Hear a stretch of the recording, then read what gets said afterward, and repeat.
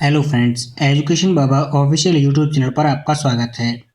हम जुलाई 2020 में होने वाली सीटेट प्राइमरी परीक्षा के लिए पर्यावरण अध्ययन से संबंधित 450 महत्वपूर्ण प्रश्नों की सीरीज कर रहे हैं। इस सीरीज के अंतर्गत यह हमारा 9वां वीडियो है। अगर आपको हमारा यह वीडियो पसंद आए तो लाइक करें, कमेंट करें एवं उन मित्रों के साथ शेयर करना बिल्कुल ना भूलें जो सीटेट परीक्षा की तैयारी कर रहे हैं। अगर आप हमारे इस चैनल के साथ नए हैं तो चैनल को सब्सक्राइब कर लें एवं लेटेस्ट नोटिफिकेशन पाने के लिए बेल आइकन को प्रेस करें। बढ़ते हैं आज के पहले प्रश्न पर। पहला प्रश्न है आपका, एक कक्षा में शिक्षार्थियों को प्राकृतिक संसाधनों की अवधारणा स्पष्ट कराते समय शिक्षक को चाहिए कि वह, पहला ऑप्शन है, मकान, भवन, रेल मार्ग, उद्योग आदि की जानकारी शिक्षार्थियों को दे। दूसरा ऑप्शन है आपका, मानव की मानसिक एवं शारीरिक योग्यता और संख्या की जानकारी शिक्षार्थियों को दे। सी ऑप्शन है आपका, भूमि, जल, वनस्पति, खनिज पदार्थ आदि की जानकारी शिक्षार्थियों को दे। और डी ऑप्शन है आपका, पर्यावरण के प्रति व्यक्तिगत व्यवहार की जानकारी शिक्षार्थियों को दे। यानी अगर कोई शिक्षक कक्षा के दौरान प्राकृतिक संसाधनों के बारे में विद्यार्थियों को पढ़ा रहा है तो उसे क्या करना चाहिए।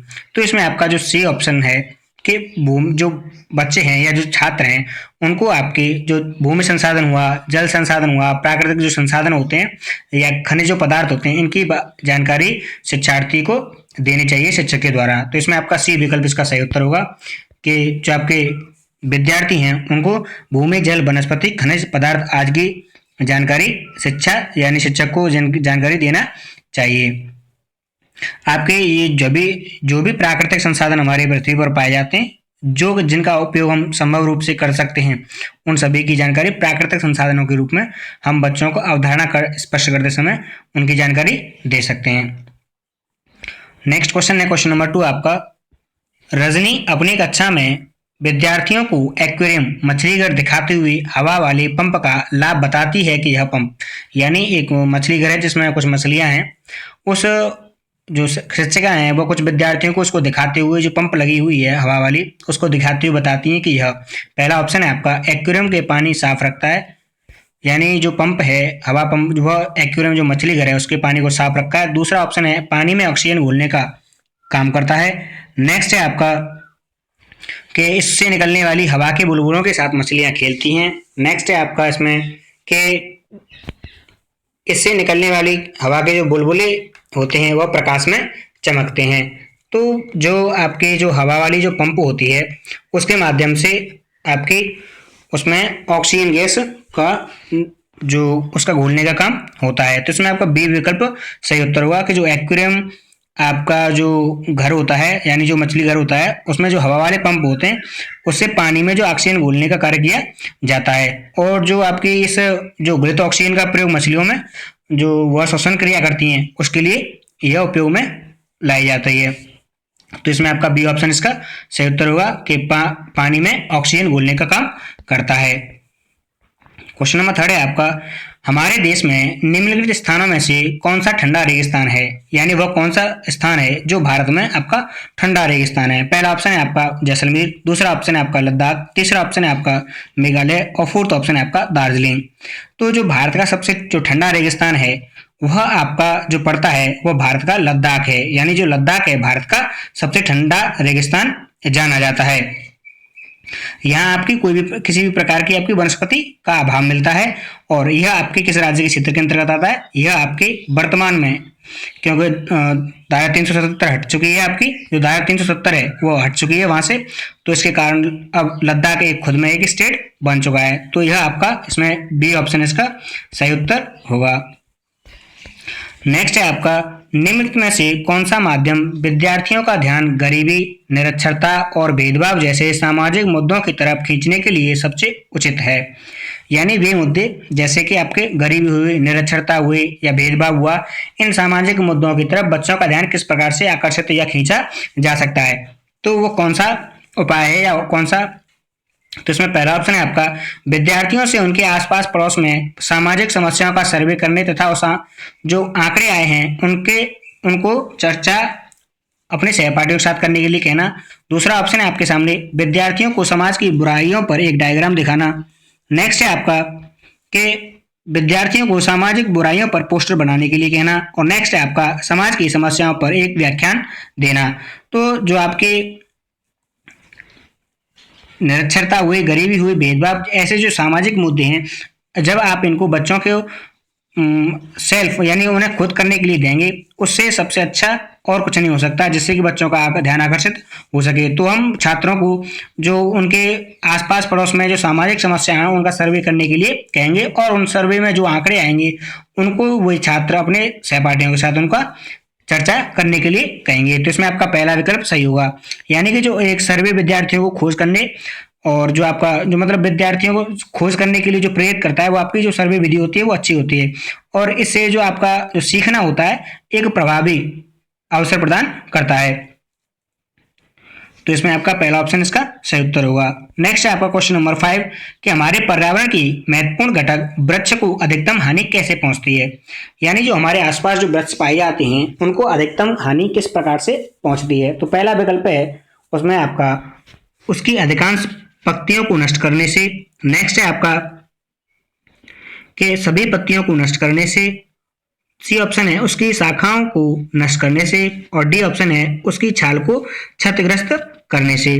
तो जो आपका वृक्ष होता है, अगर हम उसकी पत्तियों को सभी पत्तियों को नष्ट कर देंगे तो यह उसकी सबसे बड़ी क्षति होगी, क्योंकि जो आपकी जो जो पत्तियां होती हैं उनकी सहायता से ही प्रकाश संश्लेषण की क्रिया द्वारा जो वृक्ष होते हैं वो अपने भोजन का निर्माण करते हैं। जब पत्तियां ही नहीं होंगी तो इसके अभाव में वृक्ष अपना विकास नहीं कर पाएंगे और वे इस प्रकार से वो जल्दी ही सूख जाएंगे, यानी वो नष्ट हो जाएंगे। तो इसमें आपका विकल्प बी इसका सही उत्तर होगा कि सभी पत्तियों को नष्ट करने से। जब उन्हें भोजन ही प्राप्त नहीं हुआ तो वो जीवित कैसे रहेंगे। नेक्स्ट क्वेश्चन है क्वेश्चन नंबर 6 है आपका कि निम्न में से कौन सा प्राथमिक स्तर पर पर्यावरण अध्ययन की पाठ्यक्रम से मेल खाता है। पहला ऑप्शन है आपका ऐसे विद्यार्थियों को इस योग्य बनाना चाहिए कि पर्यावरण को एक सेवा और उत्पाद प्रदान करने वाले स्रोत के रूप में देख सकें।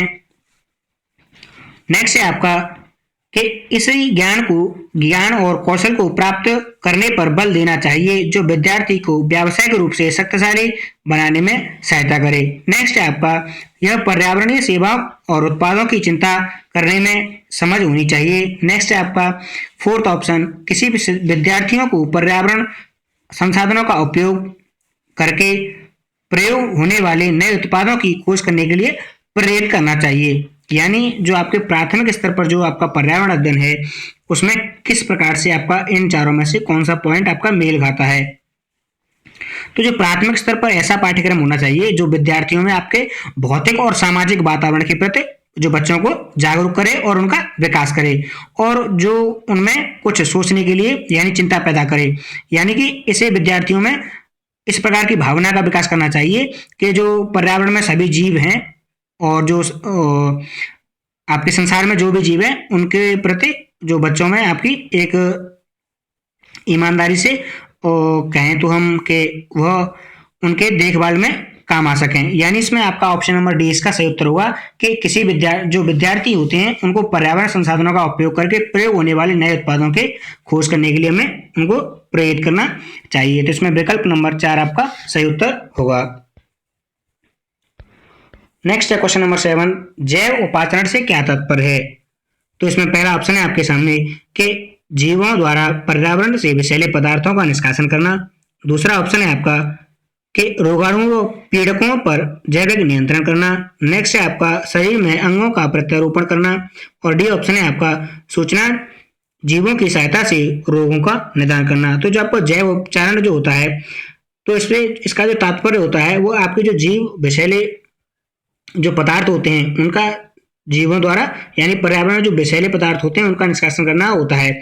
इसका जो प्रयोग किया जाता है समुद्र में तेल जो रिसाव होता है उसके हानिकारक प्रभाव को रोकने के लिए किया जाता है। तो इसमें आपका विकल्प नंबर पहला इसका उत्तर सही होगा कि जीवों द्वारा पर्यावरण से विषैले पदार्थों का निष्कासन करने में। क्वेश्चन नंबर 8 है आपका आपकी कक्षा की शिक्षिका के आप कक्षा 5 की शिक्षिका के रूप में संरक्षण प्रकरण को पढ़ाने के लिए निम्नलिखित में से किस संसाधन के उपयोग को सर्वश्रेष्ठ मानती हैं। यानी पर्यावरण संरक्षण पढ़ा रही हैं और उसके अंतर्गत आपके सामने 4 ऑप्शन है, तो इन चारों ऑप्शन में से आपके लिए कौन सा बेहतर विकल्प साबित होगा। यानी जो ईंधन संरक्षण है, यहाँ टाइप नहीं हो पाया है, ईंधन संरक्षण के लिए कोई जो पढ़ा रही है शिक्षिका ईंधन संरक्षण, तो इसमें पहला विकल्प है आपके लिए कि संदर्भ पुस्तकें, दूसरा ऑप्शन है पोस्टर और तीसरा ऑप्शन है आपका समाचार पत्र और नेक्स्ट है आपका पाठ्य पुस्तक। तो जो कक्षा में एक शिक्षिका जो कि कक्षा 5 में पढ़ा रही हैं, अगर वे ईंधन के संरक्षण को बढ़ाने या पढ़ाने के लिए जो उनके लिए सबसे अच्छा माध्यम होगा वह पोस्टर होना चाहिए। यानी पोस्टर के द्वारा शिक्षा देना, क्योंकि इससे जो चित्र के माध्यम से बच्चे उसको आसानी से समझेंगे और बच्चे इसको बहुत ही अच्छी तरीके से जो ईंधन संरक्षण है उसके महत्व को समझ सकते हैं। तो इसमें आपका जो बी ऑप्शन है इसका सही उत्तर होगा कि पोस्टर जो आपका एक सर्वश्रेष्ठ संसाधन होगा। नेक्स्ट है क्वेश्चन नंबर 9, पारिस्थितिकी पर्यटन सहायता करता है। यानी जो पारिस्थितिकी पर्यटन होता है वो किस प्रकार से सहायता करता है। पर्यटकों को चिड़ियाघर और वनस्पति विज्ञान के उद्यानों की तरफ आकर्षित करने में। नेक्स्ट है आपका प्रदूषण करने वाले ईंधनों का प्रयोग कम करने में। और सी ऑप्शन है आपका पर्यटन के लिए सड़कों का विकास करने में। और फोर्थ और लास्ट ऑप्शन है आपका जैव विविधता की देखभाल करने में। तो जो आपके जो पारिस्थितिकी पर्यटन, ये आपके 2 शब्दों से मिलकर बना हुआ है, पारिस्थितिकी और पर्यटन, जहां पर आपका पारिस्थितिक जो होता है आपका इसके अंतर्गत आवास और पर्यावरण का अध्ययन किया जाता है और जो पर्यटन होता है इसके अंतर्गत आपकी जो जहां पर लोग घूमने के लिए जाते हैं जिसके माध्यम से, तो आपकी जो पारिस्थितिक पर्यटन का जो सबसे अधिक जो महत्व है आपका वो है कि आपके जैव विविधता की देखभाल करने में मदद करता है वो आपका। और इसके साथ साथ जो आपके पारिस्थितिकी जो पर्यटन क्षेत्र होते हैं जहां पर पर्यटन के लिए जाया जाता है वे आपके आर्थिक जो विकास करने में भी हमारी सहायता करते हैं। तो इसमें विकल्प नंबर 4 इसका सही उत्तर होगा कि जो पारिस्थितिक पर्यटन जो सहायता करता है वो किस प्रकार से हमारी करता है। नेक्स्ट है आपका अनीता रोज पास के तालाब में घड़े में पानी लाती है। पानी लाने के बाद वह हमेशा उसमें फिटकरी का छोटा टुकड़ा डाल देती है, तो इसका क्या कारण है। तो इसमें पहला ऑप्शन है पानी को मृदु किया जा सके। नेक्स्ट है आपका पानी में उपस्थित रोगाणुओं को मारा जा सके। सी ऑप्शन है पानी में उपस्थित हल्के निलंबित उपद्रवियों को अवसादित किया जा सके। और फोर्थ ऑप्शन है आपका पानी में उपस्थित गंदगी को बैठाया जा सके। यानी जो तालाब में से जो पानी लेकर आई जो अनीता, तो उसमें वह आकर घर पर छोटा सा फिटकरी का टुकड़ा डाल देती है, तो इसका क्या कारण है। तो जो ग्रामीण क्षेत्रों में जो प्राय जो जल जो होता है उसको शुद्ध करने के लिए जो फिटकरी का उपयोग किया जाता है और फिटकरी पानी में उपस्थित हल्के जो आपके निलंबित जो उपद्रव्य होते हैं उनको अवसादित कर देती है। और जब जल और फिटकरी की क्रिया होती है उसके बाद जो जल होता है हमारा वो पीने लायक हो जाता है। तो इसमें आपका जो सी विकल्प होगा कि पानी में उपस्थित हल्के निलंबित उपद्रव्यों को अवसादित किया जा सके, सही उत्तर होगा। नेक्स्ट है 11वां क्वेश्चन आपका, निम्नलिखित में से पूर्ण गैस के विषय में सही जानकारी चुनिए। यानी जो आपकी पूर्ण गैस की जगह ओजोन गैस है, ओजोन गैस के विषय में सही जानकारी चुनिए। और 4 विकल्प 4 आपके पॉइंट्स दे रखे हैं ओजोन विषय के बारे में और उनमें से आपको चारों में से एक को सही छांटना है। तो इसमें आपका पहला ऑप्शन है कि जो ओजोन गैस की परत होती है वो समताप मंडल में स्थित है। नेक्स्ट है आपका कि यह गैस सूर्य की पराबैंगनी किरणों से हमारी रक्षा करती है। नेक्स्ट है आपका वायुमंडल में ओजोन की मात्रा केवल 0.0000002% है। और लास्ट है आपका कि ओजोन की मात्रा 1% कमी होने पर जो 2% पराबैंगनी किरणें पृथ्वी पर आने लगती हैं। तो इसमें देखिए आपके चारों विकल्प ही सही हैं, क्योंकि जो ओजोन परत जो हमारी होती है वो समताप मंडल में 18 से 36 किलोमीटर की ऊंचाई पर पाई जाती है। और जो हमारे वायुमंडल में जो ओजोन की जो मात्रा है वह आपकी 0.0000002% ही पाई जाती है। और जो आपकी ओजोन परत वायुमंडल में हमारी जो पराबैंगनी किरणें आती हैं उनको आने से रोकती है यानी बचाव करती है, जो हमारे लिए जो कैंसर जो होता है उसके रोकने में वो सहायता करती है, क्योंकि पराबैंगनी किरणें जो होती हैं वह आपके कैंसर के लिए उत्तरदायी होती हैं। तो इसमें आपके सभी विकल्प इसका सही उत्तर हैं। तो इसमें आपका ऑप्शन नंबर डी इसका सही उत्तर होगा, यानी फर्स्ट, सेकंड, थर्ड और फोर्थ। नेक्स्ट है क्वेश्चन नंबर 12 आपका कि विद्यार्थियों में श्रम की भावना को उत्पन्न करने के लिए आप क्या करेंगे, यानी एक शिक्षक के रूप में आपको क्या करना चाहिए जिससे कि जो बच्चे हैं या विद्यार्थी हैं उनमें श्रम की भावना का विकास किया जा सके। पहला ऑप्शन है विद्यार्थियों के सामने उदाहरण प्रस्तुत करेंगे। नेक्स्ट है आपका विद्यार्थियों के समूह को वास्तविक स्थिति प्रस्तुत करेंगे। और नेक्स्ट है आपका श्रम के महत्व पर भाषण देंगे। और डी ऑप्शन है आपका स्वयं श्रम संबंधित कार्य करेंगे। तो इसमें जो अधिगम के दौरान शिक्षक को चाहिए, जो शिक्षक को एक हमेशा प्रेरित करने के लिए बच्चों को चाहिए कि वह विभिन्न क्रियाकलापों के प्रति बच्चों में सबसे पहले वो रुचि पैदा करे। ऐसा तभी से आपका कब संभव हो पाएगा, जब शिक्षक खुद उदाहरण प्रस्तुत करेगा। तो यानी कि ऐसे में शिक्षक को स्वयं इस प्रकार के श्रम संबंधित कार्य करने चाहिए। तो इसमें आपका विकल्प नंबर डी इसका सही उत्तर होगा, यानी अगर विद्यार्थियों में श्रम की भावना का विकास करना है तो शिक्षक को श्रम संबंधित कार्य करने होंगे। नेक्स्ट, पर्यावरण के संबंध में निम्न में से कौन सा कथन असत्य है। पहला ऑप्शन है आपका पर्यावरण की अध्ययन की आधारभूत इकाई है, जो जैवमंडल होता है वह आपका पर्यावरण अध्ययन की आधारभूत इकाई है। नेक्स्ट है आपका कि जैवमंडल में भौतिक एवं जैविक तत्व दोनों ही विद्यमान हैं। और नेक्स्ट है आपका, इसमें ध्यान रखना है असत्य पूछा गया है। और नेक्स्ट है आपका हरे पौधे अपने मृतक अवयवों को अपघटित कर सकते हैं। और लास्ट ऑप्शन है आपका अपघटक जीव अपना भोजन स्वयं नहीं बना पाते। तो इसमें आपका जो सी विकल्प है, बाकी तो तीनों सही विकल्प हैं इसमें, लेकिन पूछा गया आपका असत्य कथन कौन सा है। तो आपका जो ऑप्शन नंबर सी यानी तीसरा जो ऑप्शन है कि हरे पौधे अपने मृत अवयवों को अपघटित कर सकते हैं, तो यह विकल्प आपका असत्य हो जाता है। तो इसमें सी ऑप्शन इसका सही उत्तर होगा। नेक्स्ट है क्वेश्चन नंबर 14 आपका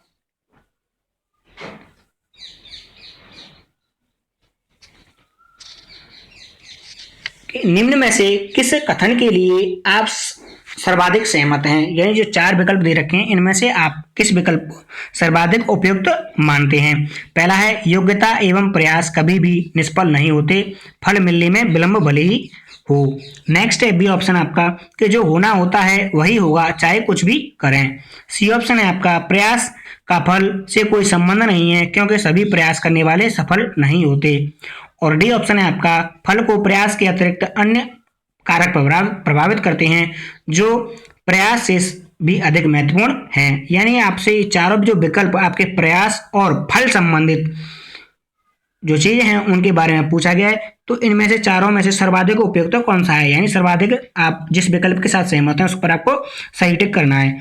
तो इसमें जो आपका पहला ऑप्शन है कि योग्यता एवं प्रयास कभी भी निष्फल नहीं होते, फल मिलने में विलंब बेशक ही हो, यानी कि जो आपका योग्यता एवं प्रयास होते हैं वे कभी निष्फल नहीं होते बशर्ते फल मिलने में बेशक विलंब ही क्यों न हो। अन्य कथन जो आपके ये सभी जो दे रखे हैं वे आपके नकारात्मक की ओर ले जाते हैं, जो अधिगम प्रक्रिया में शिक्षार्थियों के लिए अनुकूल नहीं है। तो इसमें आपका पहला विकल्प इसका सही उत्तर होगा कि योग्यता एवं प्रयास कभी निष्फल नहीं होते, फल बेशक विलंब से ही मिले। नेक्स्ट क्वेश्चन है आपका नीचे दिए गए आरेख में कौन सा अक्षर जल की सभी आवश्यकताओं को प्रदर्शित करता है। यानी देखिए कौन सा अक्षर है, चार अक्षर दे रखे हैं ABCD और एक बैन आरेख बना रखा है। इसमें से आपको पूछा गया है कि कौन सा अक्षर ऐसा है जो आपकी सभी अवस्थाओं को प्रदर्शित करता है। तो इसमें आपके सही विकल्प को आपको चुनना है। तो जो आपका पहला ऑप्शन है कि जो बी है वह आपके सभी अवस्थाओं को प्रदर्शित करता है। नेक्स्ट ऑप्शन है आपका कि डी। अब देखिए डी जो है आपका हर वैन में यानी जो आरेख हैं उनमें आता है या नहीं। देखिए ठोस के अंतर्गत भी आपका डी ऑप्शन है, द्रव के अंतर्गत भी आपका डी ऑप्शन है और गैस के अंतर्गत भी डी आपका ऑप्शन है। तो यानी जो आपका डी है वह आपके ठोस, द्रव और गैस तीनों ही अवस्थाओं में आता है। यानी आपका जो विकल्प नंबर सी है वह इसका सही उत्तर होगा। जैसे कि आप इसको इस प्रकार से भी समझ सकते हैं कि जो जल होता है वह जल आपको मान लीजिए कि जो जल हुआ जो डी है, तो जल जो होगा वह आपके ठोस, द्रव और गैस तीनों अवस्थाओं में पाया जाता है। तो इसमें आपका ऑप्शन नंबर बी इसका सही उत्तर होगा। तो यह थे आज के लिए 15 महत्वपूर्ण प्रश्न। आगे आपसे फिर मिलेंगे। अगर आपको हमारा यह वीडियो सेशन पसंद आया तो लाइक करें, कमेंट करें और अपने उन मित्रों के साथ शेयर अवश्य करें जो आपकी सीटेट परीक्षा की तैयारी कर रहे हैं। अगर आपने इस चैनल को सब्सक्राइब नहीं किया है तो चैनल को सब्सक्राइब कर लें एवं लेटेस्ट नोटिफिकेशन पाने के लिए बेल आइकन को प्रेस करें। Thank you for watching.